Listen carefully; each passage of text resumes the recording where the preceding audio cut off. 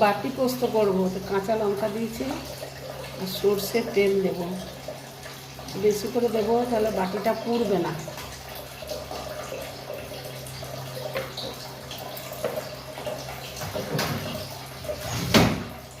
তাহলে বাটিটায় ধারগুলো পুড়ে যাবে।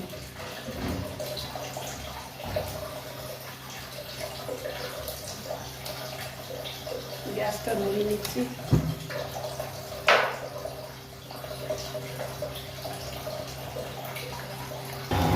পোস্ত বাটাটা দিয়ে দেবো।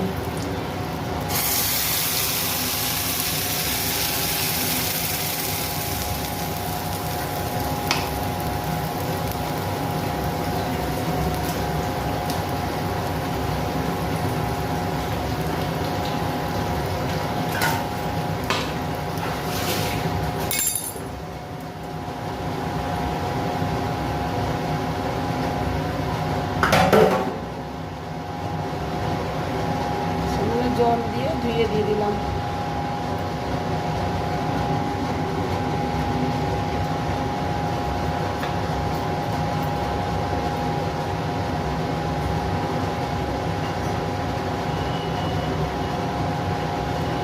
সামান্য লবণ দিলাম।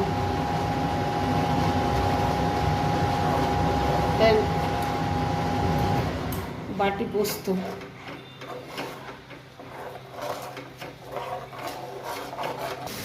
পোস্তর জলটা শুকিয়ে গেছে, আর ভাজা হয়ে গেছে। বাটি পোস্ত, এটা দারুণ লাগে খেতে।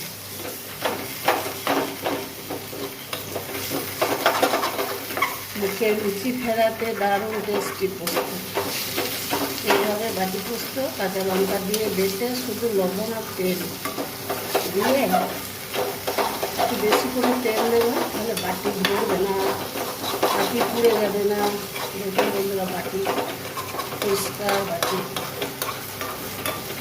বাটি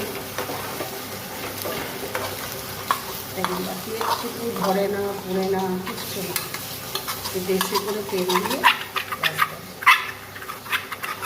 আর এগুলো যত পোড়া পোড়া এই যে ধরা ধরা হবে, তত খেতে টেস্টি হবে। এই বাটিটাতে ফুটে একটু পোস্ত ধরে নেবে, পুড়ে যাবে।